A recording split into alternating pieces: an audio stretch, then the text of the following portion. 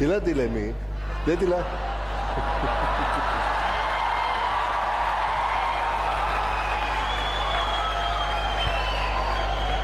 नमस्कार.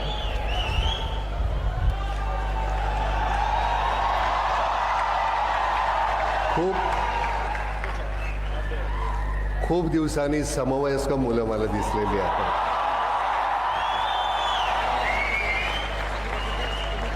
उगाच वडीलधाऱ्यांमध्ये बसायला मजा नाही येत. खरं तर मी आल्यानंतर तिथे मागे बसायला पाहिजे होतं.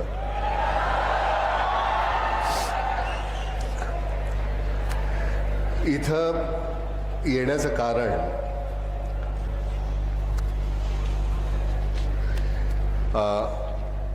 एका वेळी इतक्या सगळ्या मुलांशी मला बोलता येईल.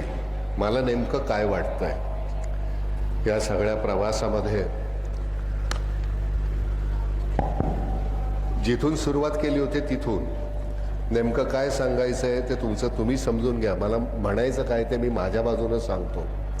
ज्यातलं तुम्हाला घेता येईल तेवढं तुम्ही घ्या. कारण मी एखाद्या छोट्याशा गावामध्ये राहणारा मुरुड जंजिराला आम्हाला ABCD सुद्धा 5वीमध्ये शिकायला मिळालं. माझा जन्म 51 सालचा 1 जानेवारी. आता मी 67 वर्षाचा आहे. पण अजून एखाद 2-4 जण आले एका वेळी तर घेऊ शकतो, इतकी ताकद आहे. आणि माझ्या दृष्टीनं मला असं वाटतं की ती वृत्ती फार महत्त्वाची आहे. कारण आपली ताकद नेमकी कुठे वापरायची हे आपल्याला कळायला पाहिजे. हा सगळा प्रवास तुमचा आताचा कॉलेजचा चालू असलेला, त्याच्या आधी शाळेचा, या सगळ्या प्रवासामध्ये आपल्या लक्षात येत नाही की आपले आई वडील आपल्यासाठी काय त्याग करतायत, कुठे आहेत. कारण काय होतं की आपण गृहीत धरतो त्यांना. आई वडिलांनी हे करायलाच पाहिजे आपल्यासाठी. आपल्या विवंचना त्या कधीच तुम्हाला सांगत नाहीत. तुम्ही आल्यानंतर तुम्हाला जितकं काहीतरी चांगलं तुमच्यासाठी देता येईल ते देण्याचा ते प्रयत्न करतात. या सगळ्या प्रवासामध्ये आपण कुठेतरी वयानं मोठे होत जातो. त्याच्यानंतरची नोकरी, त्याच्यानंतर बायको, मुलं, आणि मग ह्या सगळ्या धबडग्यामध्ये आपण आपले आई वडील आहेत त्यांनी नेमकं आपल्यासाठी काय त्याग केलेला आहे हे विसरून जातो. हे मी घरच्या पुरतं मर्यादित बोलतो. माझ्या नशिबानं माझे वडील, आई, भाऊ हे इतकं घट्ट होतं सगळं नातं. त्याच्यामध्ये कधीच कुठल्या माझी बायको किंवा माझ्या भावाची बायको किंवा मुलं कुठलाच तडा गेला नाही. एकमेकांसाठी तुम्ही असणं, आणि हे तुमच्या कुटुंबापुरतं मर्यादितच असावं का? नाटक आणि सिनेमा हे नाम मिळवणं किंवा त्याच्यातून आपल्याला पैसे मिळावेत ही इच्छा नव्हती. त्यातून कुठेतरी मला काहीतरी सांगायचं होतं. माझ्या या चेहऱ्यासकट मी गेली 50 वर्ष या फील्डमध्ये आहे. आमच्या वेळी सगळ्यात सुंदर दिसणारे चॉकलेट हिरो सगळे अशी मंडळी असताना तुम्ही 50 वर्ष टिकून राहणं, त्याच्यासाठी एक फार महत्त्वाची गरज आहे की तुमचे विचार तुम्ही सातत्यानं मांडणं. ते विचार तुमचे काय आहेत नेमकं ते कदाचित कोणाला पटतील, पटणार नाहीत, हा प्रत्येकाचा वैयक्तिक प्रश्न आहे. पण ते विचार अतिशय हिरिरीनं मांडणं, लोकांसमोर ठेवणं आणि लोकांना ते पटवून देणं. आणि कदाचित माझ्या चित्रपटातून किंवा माझ्या नाटकातून गेल्या 15 वा 50 वर्षामध्ये थोड्याफार अंशी मी हे सांगू शकलो. आणि त्याच्यानंतरचा एक टप्पा येतो की नाही, हे एवढंच पुरे आहे का आपल्याला? त्याच्यानंतर आपल्याला अजून काय करायचं? काही गोष्टी तुमच्या आयुष्यामध्ये करायच्या राहून जातात. मला मिळालेले पैसे मग ते मुठभर असतील, त्यातले चिमूटभर मी कुठेतरी द्यायचं हे लहानपणापासून माझ्या वडिलांनी मला शिकवलेलं. ते कुठे शिकवण्यापेक्षा ते कुठेतरी रुततच गेलं. त्यामुळे ती सवय लहानपणापासून होती. पण ते मर्यादित आहे, कुठेतरी ते थांबतं. नाम फाउंडेशनच्या माध्यमातून ते विस्तृत व्हायला लागलं. नाम फाउंडेशन 2 वर्षापूर्वी स्थापन झालं. शेतकऱ्यांच्या विवंचना थोड्याफार दूर करण्यासाठी. स्थापन झाल्या दिवसापासून 6 महिन्यामध्ये जवळजवळ 60 कोटी रुपये शहरातल्या लोकांनी आपल्या गावच्या लोकांसाठी दिले. आपला शहरातला नागरिक संवेदनशील नाही आहे असं जे म्हटलं जातं ते चूक आहे. शहरातल्या लोकांच्या त्यांच्या विवंचना आहेत, गावातल्या लोकांच्या त्यांच्या विवंचना आहेत. गावातला माणूस हा खूप अंशी निसर्गावर अवलंबून आहे, पण तरी सुद्धा त्यातून हे 60 कोटी रुपये आपण गेल्या 2 वर्षामध्ये जवळजवळ 580 किलोमीटर एक्स्कवेशन केलेलं आहे गावातून. खूप मंडळी आहेत त्याला. मी किंवा मकरंद आम्ही दोघं जबाबदार नाही आहोत. आम्ही फक्त आहोत. काम करणारी मंडळी वेगळी आहेत. सावंत आलेले आहेत इथे, आमचे खजिनदार आहेत. ते सतत ही मंडळी फिरत असतात. त्यातून कुठलीही गोष्ट नाही, कुठल्याही पद्धतीचं खर्च नाही, प्रवास खर्च नाही, विमानानं फिरणं नाही. जोपर्यंत जमेल तोपर्यंत तुम्ही तुमच्या खिशाला चाट लागू दे. ज्यावेळी नाहीच परवडणार त्यावेळी आपण बघू. आणि तेवढे पैसे कर्मधर्म संयोगानं आपल्याकडे आहेत, म्हणजे तो काही प्रॉब्लेम येत नाही. पण ही मंडळी 580 किलोमीटरचं एक्स्कवेशन इथून गोव्याच्या पुढे सरकारी पद्धतीनं त्याला कमीत कमी एक 280-290 कोटी रुपये लागले असते. ते आपण 12 कोटीमध्ये काम केले मध्ये. आणि ते 12 कोटीत होण्याचं कारण असं आहे की तिथला प्रत्येक माणूस या कामामध्ये सहभागी होता. लोकसहभाग असला तर गोष्टी किती सुकर होतात, सहज होतात, त्याचं हे लक्षण आहे. फक्त तुम्ही ते सांगायचं असतं. इथला कुठला तरी मुलगा, कोणी, प्रत्येक जण नाही म्हणणार मी, पण कुणीतरी याच्यातला फार कोणतरी होणार आहे. एखाद्या दिवशी कदाचित मी त्यावेळी असलो तर माझ्याकडे येऊन की सर तुम्ही तिथे आला होतात आणि त्यावेळी त्या गर्दीचा एक भाग मी होतो आणि मी तो आहे. कारण हे असंच इथे कुठेतरी कोणतरी होत असतं आणि ते व्हायला फार गरजेचं आहे. आपण आपल्यापुरतं जगणं हे कुठेतरी आता सोडायला हवं. सरकार काय करेल, कॉर्पोरेशन काय करेल, या गोष्टीकडे आपण नाही लक्ष द्यायचं. आपल्याला काय शक्य आहे, निदान मी इथे थुंकणार नाही, मी कचरा टाकणार नाही, छोट्या छोट्या गोष्टी आहेत तेवढ्याच आपण करायच्या. प्रत्येकजण फार मोठा समाजसेवक किंवा महात्मा ज्योतिबा फुले नाही होऊ शकत, पण आपल्या अखत्याऱ्यामधल्या ज्या गोष्टी आहेत त्या आपण सहजपणे करू शकतो आणि त्या कराव्यात. निदान आयुष्यामध्ये एका माणसाला तरी मी पुढे नेण्याचा प्रयत्न करेन. एवढं जरी तुम्ही ठरवलं ना तरी खूप आहे. एकच माणूस.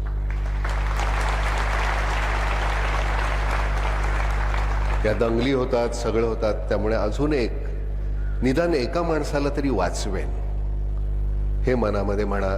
म्हणजे कोणाला मारण्याचा प्रश्नच येत नाही. जात पात धर्म या गोष्टीवर माझा कधीच विश्वास नाही, मी कधीच ठेवला नाही. मला तुम्हाला माहिती असेल की नाही मला माहित नाही. माझी जात माहिती आहे का कोणाला? मी कलावंत आहे, मला जात नसते.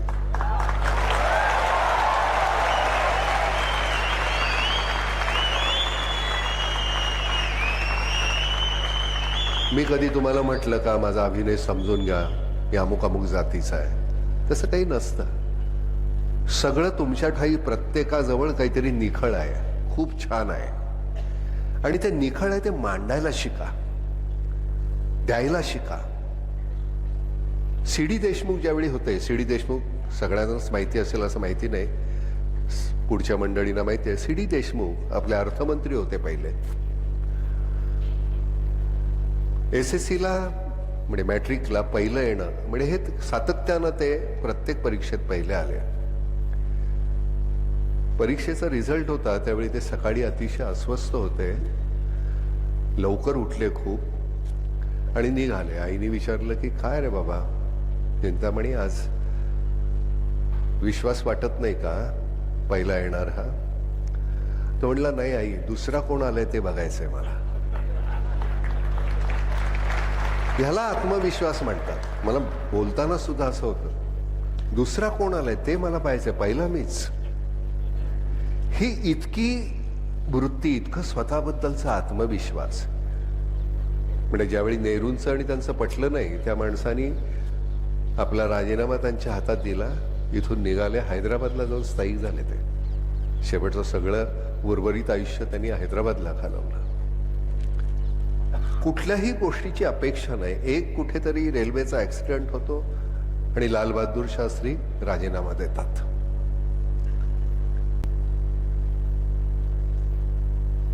राजकारणात येण्याची काहीतरी एक भूमिका होती, मला द्यायचंय, समर्पण होतं. माझं आयुष्य यापुढे तुमचं आहे, मी तुमच्यासाठी झटणार आहे, तुम्हाला देणार आहे सगळं. आता तुम्ही राजकारणाच्या बाबतीत बघताय कसे आहेत, काय पद्धतीनं जातात. मला काल विचारलं की तुमचं काय म्हणणं आहे, फेरीवाल्यांना असं रस्त्यावरनं हुसकावून लावणं बरोबर आहे का, मारणं बरोबर आहे का? माझं एकच म्हणणं आहे की सगळ्यांना जगण्याचा अधिकार आहे, एन्क्रोचमेंट नसावी वगैरे सगळं मला मान्य आहे. माझी एक साधी वृत्ती अशी, मी आज जर काम करत असेल, माझ्या 2 वेळेच्या माझ्या त्या भाकरीसाठी मी जर काम करत असेल आणि ते काम मला नसेल तर मी काय करेन? तुम्ही खात असाल तर तुमच्या हातातलं हिसकावून घेईन.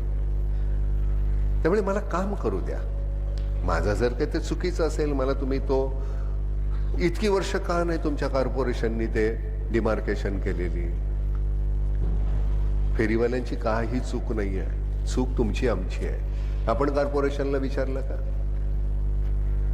का नाही? हे आपण आपल्यामध्ये इतके मशगूल असतो, मी मी मी मी आणि मी. मी नेहमी म्हणतो की आपण काय केलेलं आहे की आपण एक कबरी बांधलेलं आहे स्वतःसाठी. 500 स्क्वेअर फीट, 1000 स्क्वेअर फीट, 2000, 5000. श्रीमंत माणसांच्या कबरी जास्त मोठ्या. स्क्वेअर फूट मध्ये आपण राहतो. आपल्याला ते आनंदच माहिती नाही आहेत. मी आता बोलत असताना सरांशी की गावाला गेल्यानंतर अंगणामध्ये नुसती सतरंजी आणि आभाळ बघत असं झोपलेलं. तुम्हाला आभाळ माहिती आहे का? निदान आज इथं आला तुम्हाला एवढं आभाळ दिसतं, पण आपल्याला एवढंच आभाळ दिसतं रे. आभाळ फार मोठं आहे याच्यापेक्षा. प्रत्येकाच्या वाट्याला इथं काय तुमच्या खिडकी एवढं आभाळ आलेलं आहे. कुठले पक्षी तुम्हाला तिथं पाहायला मिळणार? विहरायचं असतं असं मोठं, उंचावर उडायचं असतं असं म्हणतात का? कुठे माहिती आहे तुम्हाला काय उंच दिसतं इथे? काहीच बात नाही. सतत आपण आपल्या ह्याच्यामध्ये, म्हणजे मला एकदा ते वाचत असताना इतकं भरून आलं. खूप मोठा पाऊस आल्यानंतर ही छोटी छोटी पाखरं ती वळसडीला बसतात, पण गरुड मात्र त्या ढगांच्या वर जाऊन विहरत असतो. त्याला पावसाचा त्रास होत नाही. त्या ढगाच्या पुढे जाऊन, वर जाऊन तुम्ही विहरायला शिकायला पाहिजे. हे मी कुठेतरी वाचलेलं आहे, माझं नाही आहे. ज्याची त्याची पोच त्याला मिळावी. पण हे कुठेतरी वाचल्यानंतर मला असं नेहमीच वाटतं की मी असा कुठेतरी ढगांच्या वर, कदाचित नसेल, मी आधीच मी वळचणील असेल, पण ती वृत्ती असायला पाहिजे. ते करावंसं वाटणं फार गरजेचं आहे. इथून तुम्ही नेमकी फॅकल्टी, मी मगाशी सरांना, मी फार अतिशय इग्नरंट माणूस आहे. I am absolutely ignorant. It's not possible for me to express myself in English. I don't have that vocabulary and fluency, so please pardon my ignorance. Okay? हे मी एवढं पाठ करून आलेलो आहे, त्यामुळे याच्यापेक्षा मी काही जास्त बोलणार नाही.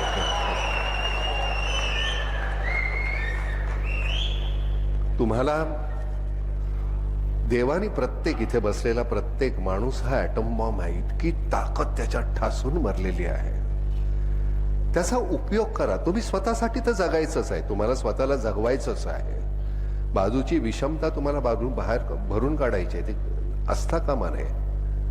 पूर्वी आपल्याला शेजार होता की रे, कुठे काहीतरी तिथे काहीतरी शिजलं की तर छान वास यायचा आणि त्याच्याबरोबर एक वाटी सुद्धा आपल्या घरी यायची.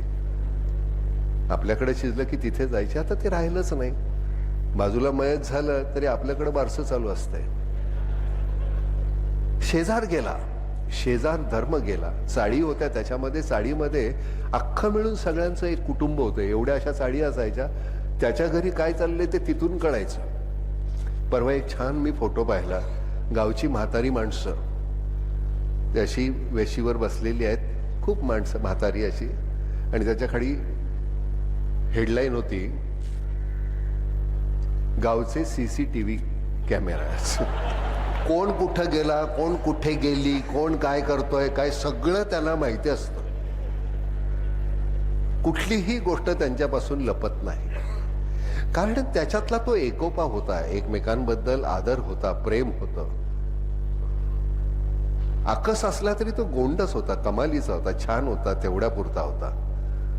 राहिलं नाही ते. सगळ्या गोष्टीबद्दल आपले सगळेच राजकारणी इतक्या हिरिरीनं बोलतात. लोकसंख्या इतकी वाढली त्याच्याबद्दल का नाही बोलत? 30 कोटी होतं, 130 झालो. अजून काही दिवसांनी तू खात असताना माझ्याकडे नसेल तर मी ओरबाडणार तुझ्याकडनं. साहजिक आहे, नाही आहे माझ्याकडे, मलाही भूक लागली आहे, तू कसा खातोस याचा विचार का नाही करत? बरं, गंमत अशी आहे की आमची इथली किती मुलं गावातून आलेली आहेत, खूपशी असतील नाही का? बर, छान. आहे का जमीन वगैरे आहे? गेल्यावर तुम्ही सुट्टीमध्ये शेती वगैरे करता का? मुस्कटीत दे. हो हो ते हो, माहितीये का कसा धरायचा नांगर? हो, नांगर कसा धरायचा, पेरणी कशी करायची, लावणी कशी करायची. काय होतं माहितीये का, आपण शहरामधून, मीही त्यातलाच आहे, गावातून शहरामध्ये येतो आणि शहरामध्ये आल्यानंतर आपण इथलेच होतो. आपण विसरतो आपल्या त्या सगळ्या मायभूमीला, त्या मातीला आपण विसरतो. माझी तक्रार तिथंच आहे. माझी ही जुनी मंडळी जी आहेत ती नव्या पद्धतीनं नाहीच शेती करू शकत, आणि जुन्या पद्धतीची शेती ही फायदेशीर नाही राहिलेली. पूर्वी तोंड इतकीच होती, मोजकी होती, त्यामुळे तेवढंसं ते पीक खूप खूपसं होतं. आता तसं राहिलेलं नाहीये. आणि माझी नवीन ही मुलं जी आली गावामध्ये शहरामध्ये की ती परत जात नाहीत. मग ती शहरामध्ये कुठेतरी त्यांचा ठेय्या होतो, लग्न होतं, मुलं होतात, कधीतरी सणावाराला गेलो, गावी गेलो, आई वडील आजोबा कधी काही मेले की मग नंतर ती विकून टाकायची. नका करू तसं. मी सगळं सोडून मी गावात गेलेलो आहे, कारण खरं तिथेच जगणं आहे. हो, तिथं काय आहे, कोण बाजूनी चाललाय, काय चाललंय, काहीच नाही, माहितीच नाहीये. तू का आलास माझ्या इथं, तू का इथं उभा आहेस, तू का इथं हे केलं, तू तिथं का केलं, तू कुठल्या जातीचा, तू कुठल्या धर्माचा. अरे राह की, पूर्वी मारत होतो की मिठा एकमेकाला, रमजान मध्ये सुद्धा मारत होतो, दसऱ्यालाही मारत होतो. काय छानपैकी आमच्याकडचा सगळंच गेलो. वाईट वाटत. कधीच वाटलं नाही की नाही हे ख्रिश्चन आहेत, काही हे मुसलमान आहेत. मला बोलताना, मला शफी इनामदार माझा खूप छान मित्र होता, अप्रतिम माणूस. तो म्हणाला, अरे नाना कसले मुसलमान आम्ही, अजून माझ्या कागदावर लांबातेच नाव आहे. 2 पिढ्यामध्ये 4 पिढ्या मागं कोणीतरी आमचं कन्वर्ट झालंय. का कन्वर्ट झालंय? आम्ही त्यांना नीट जगू दिलं नाही. मी म्हणून जमीनदार म्हणून, मग कुठल्याही जाती धर्माचा असू दे, मी जमीनदार असताना मी पिडलं त्यांना. मग आमचे दलित झाले, मग मुसलमान झाले. कुठला मुसलमान इथला अफगाणिस्तानातून आलाय? सगळे आपलेच आहेत की काढा की सगळ्यांचे. मग सगळे जर आपण सगळेच एक आहोत तर मग अजून काय पाहिजे? क्रांतीवीर मधला ज्यावेळी ठेचून रक्ताचा ज्यावेळी मी डायलॉग म्हणतो, मी तो खरंच मनापासून म्हटलेला होतो. तो त्याच्यासाठी नाहीये, तो कधीही संवाद नव्हता, कधीही तो संवाद नव्हता. माझ्या मते हे खरंच आहे. त्यावेळी तुम्हाला जर काही वाटत नाही, त्यावेळी जर तुम्ही कोणी आजारी असाल तर तुम्हाला हे रक्त चालतं का? मग ते मुसलमानाचं किंवा हिंदूंचं एकमेकांना चालतं ना. मग हे वितुष्ट का आहे? तर ते वितुष्ट आहे कारण ही जी सगळी मंडळी आपली पोळी भाजणारी पॉलिटिशियन जे आहेत, तुम्हाला ते कळायला पाहिजे. त्यांच्यापासून दूर राहा. कोण काय आहेत ते समजून घ्या, नेमकं काय आहेत. आणि हे सोशल मीडिया जो आहे, या फोनवर जे येतं त्याच्यावर विश्वास ठेवू नका. ही अतिशय गलिच्छ गोष्ट घडलेली आहे आपल्या आयुष्यामध्ये, सगळ्यात गलिच्छ. आपली मैत्री संपली काय नाही, इथं तो असतो ओरडके आणि दे शिवी आणि बोल ना, बोल ना. पण ते आपण करतच नाही आहोत. आपण कम्युनिकेशनचं, आपण सगळेच जण असे, बाकीचं सगळं जग इतकं असं आलं आणि आपण सगळे इतके एकमेकांपासून लांब जायला लागलेलो. ते लांब जाणं नाही, तुमच्याच लक्षात येईल काही दिवसांनी. माझी मुलगी किंवा माझी बहीण रस्त्यावरनं चालत असताना ती तुम्हाला तुमची सुद्धा बहीणच वाटायला पाहिजे, तुमची ही मुलगीच वाटायला पाहिजे. जोपर्यंत हे वाटत नाही तोपर्यंत बलात्कार होतात कसे? कारण आपण षंड आहोत. माझ्या समोर हे होत असताना मी षंडासारखा बघत राहतो, म्हणून बलात्कार होता. त्यावेळी तोडा की पाय तोडा, हात तोडा ना, काही कोणी तुम्हाला अटक करत नाही. पण ती धमक पाहिजे. त्याच्या हातात एक नुसता चाकू असतो. अरे माझ्याकडे 2 हात आहेत रे, 1 वार करेल, 2 वार करेल, शिवता येतं रे.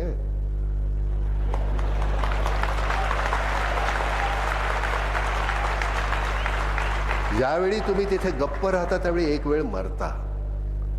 पुढच्या प्रसंगात असेच गप्प राहिले की दुसऱ्यांदा मरता.